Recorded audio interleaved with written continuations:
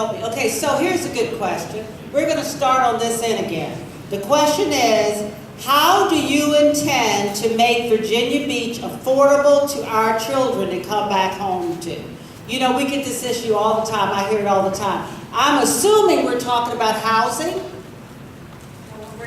in general. I assume we're talking about housing, jobs and housing. How do you intend to make Virginia Beach affordable to our children to come back home to? We'll start with Conrad and go across. Based on my political philosophy, the best I would suggest is to keep our property taxes low, so rents won't have to skyrocket to match the property taxes. I don't necessarily believe it's the role of government to offer subsidy for housing, especially at the city level, even though Chesapeake and Norfolk, our competitors, do that.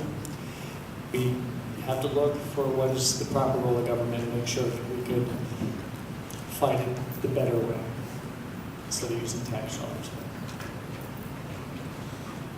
I just discovered actually about 4 weeks ago that Norfolk has a program that where there are very beautiful condos and all. They have a percentage of those condos that are lower, and you have to qualify for them, but it's not like a ghetto, or it's a beautiful area. I would love to look at what they're doing, that so when our young people come back home and you know they're looking for a job, that they could live in a really nice place.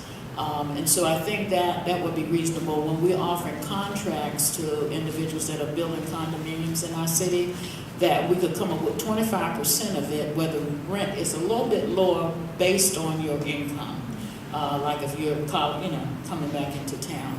So I think that we have lots of condos that have come up that we could really visit that, formula for that.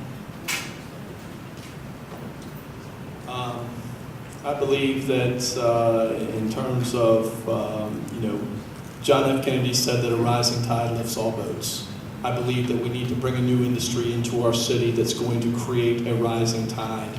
Right now we have 3 industries in this city: agriculture, tourism, and defense. All 3 of those industries have one thing in common. None of them are growth industries. My technology initiative that I started when I was elected in 2015 has been extremely successful in creating the infrastructure that will create an environment where technology businesses can thrive.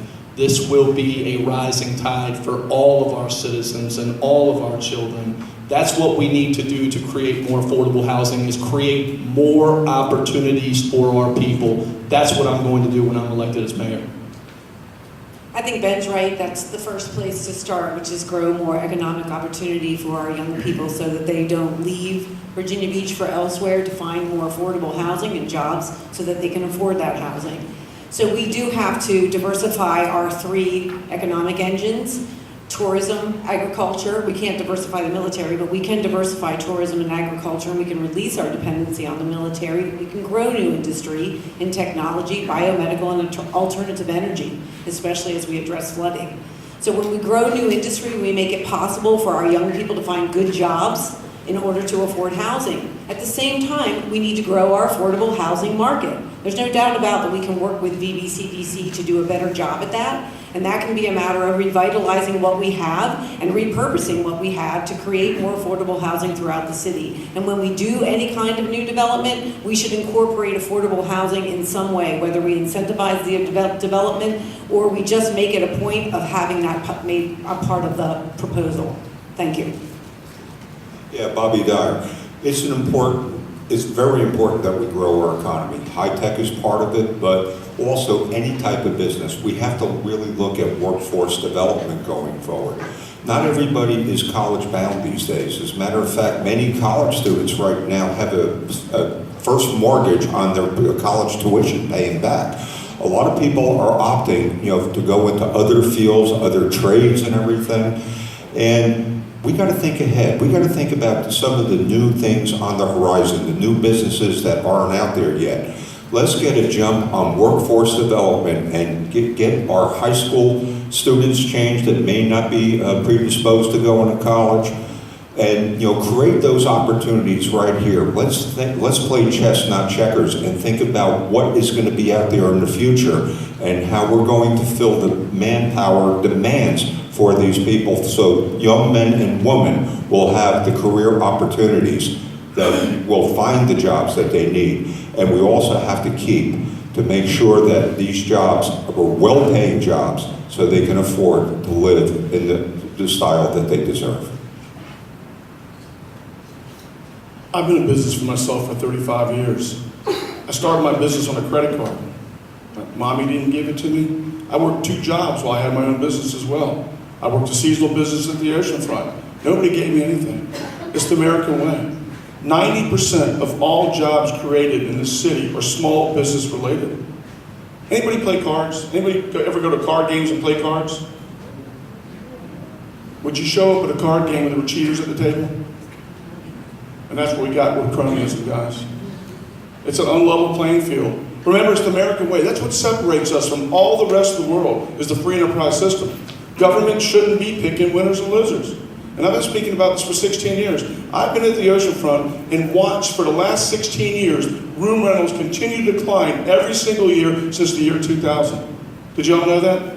Every single year, less rooms are being rented, but our rates are one of the highest on the East Coast for a resort. Did y'all know that? Isn't that real interesting? But yet the city continues to engage in picking winners and losers for their buddies. $220 million or $225 million in the books right now for this year for 3 pet projects. And not one piece of paper that shows a pro forma that it works, that shows it'll bring anything to the general fund. You want to fix it? That's how you fix it. You level the playing field. And everybody's right, diversity is the key. And there's nobody that sits up here that doesn't think that we need to be diverse.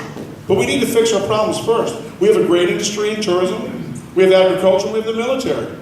But everybody wants to create big-time jobs. I agree with everybody there. There's not a problem. But first of all, you have to create an environment to keep the taxes low, keep the citizens safe.